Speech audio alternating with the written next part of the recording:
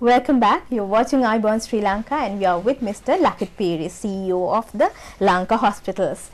And to start from where we stopped, you also mentioned about the fact that you will continue links with the expatriate doctors, and that is something that the public also should know about, because that's a choice that is still offered. So in the same way, I also wanted to find out whether you have connections and link with the Apollo Hospital, that chain itself. Do you maintain links with them? No, actually we don't. In fact, even at the time that we had a royalty agreement with Apollo India, it was actually only limited to using their brand name. There was no exchange of expertise, sharing of expertise or technical know-how. This is the reason why we saw very little value in continuing with the brand Apollo. And so it was only the brand? It was only the brand. So we thought that, I mean, there has to be a good reason why we need to invest on someone else's brand. And this is one of the reasons, like I said before, where we took a decision to invest in our own brand. And also there was a logo change with the change of brand. Does the logo have any specific meaning? Does it stand for something? Of course, yes. Now, if you really see the logo of Lanka Hospitals, someone would think that it's a normal hospital cross. But the logo is made with 4 letter L's, and each L stands for something. For example, each L stands for lifeblood, leap, link, and luxury. For example, if you take lifeblood, is the well-being of our nation's people and our understanding about their medical needs. And then leap is the technological advancements that we have, which sets us apart from the rest.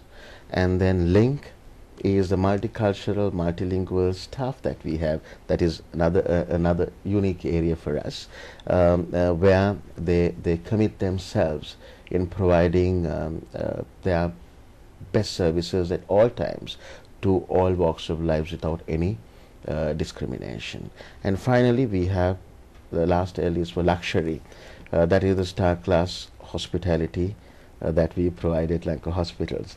And actually the logo mirrors the dedication and the devotion of our people towards the public, towards the people who walks into our premises. And your sort of theme and the motto is caring and curing, or is it that? That's right. So now there you are sort of focusing on the service that you are expecting to render to the public. So what are the service that sort of a health conscious, health loving public can expect from the Lanka Hospitals? Okay, I'll tell you another uniqueness of Lanka Hospitals. You know, Lanka Hospitals is the only purpose-built hospital in the country. Due to this factor, there are a lot of conveniences for the people. For example, if you walk into Lanka Hospitals, number one is the structure. It's a beautiful structure.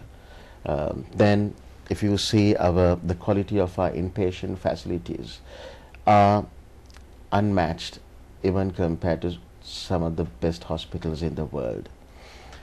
We have very spacious OPD facilities, consultation rooms, ample parking, serene surroundings, right? All these are very difficult to be copied by another hospital, because ours is a purpose-built hospital.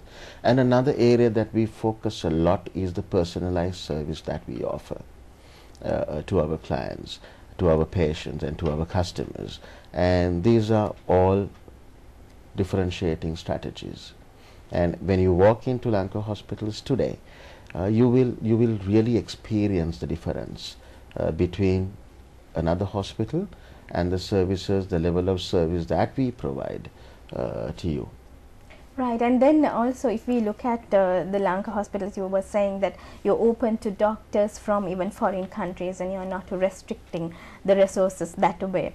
So I also wanted to ask the same question from another aspect, from about the patients.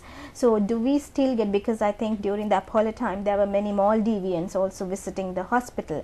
So do you actively promote getting other sort of patients from the South Asian region and increasing the number of patients that the Apollo hospital can actually, not the Apollo, the Lanka hospitals can accommodate? Yeah, of course, if you take the Maldivian market, Lanka Hospitals is still the most preferred hospital.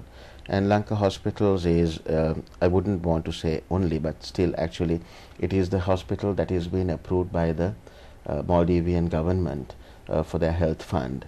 And we have a huge influx of Maldivians coming to Lanka hospitals still. And also, yes, we actively do promote our services there, and we intend to intensify our promotions there in the Maldives. Apart from that, we also do have very aggressive plans for medical tourism. Now that there is peace in the country is very conducive for the foreigners to come here, and I'm sure you will see that there will be a huge tourism boost in the coming season.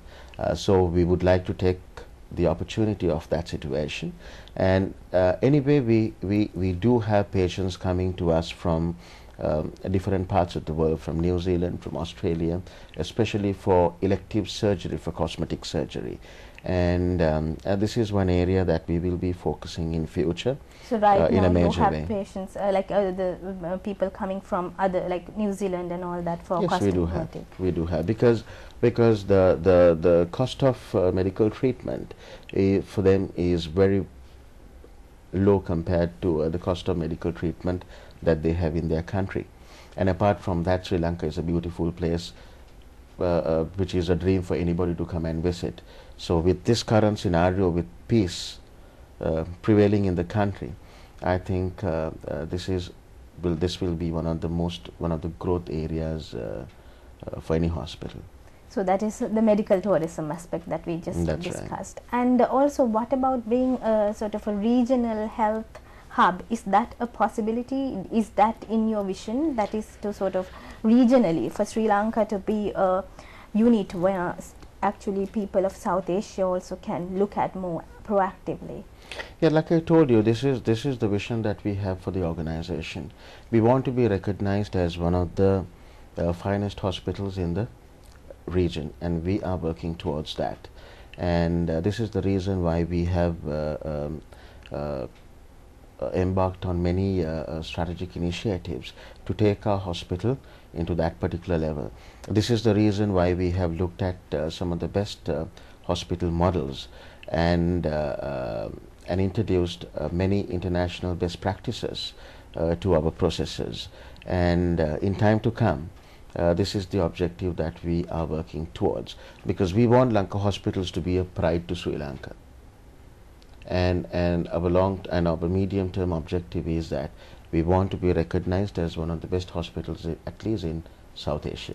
So you said you are now looking at international best practices. So what sort of training do you offer to the doctors and also to the nurses? That is, when you are, say, for example, employing the nurses, do you employ nurses who are already like very qualified and gone through a intensive training period, or do you also have some training in place? And for even the paramedical staff, what are the processes in place to sort of internalize the international best practices in the system of the hospital? Okay, first of all, let me talk about the specialist doctors in Sri Lanka. The Sri Lankan consultants are actually, I would categorize them as the finest in the world, because all of them have had their postgraduate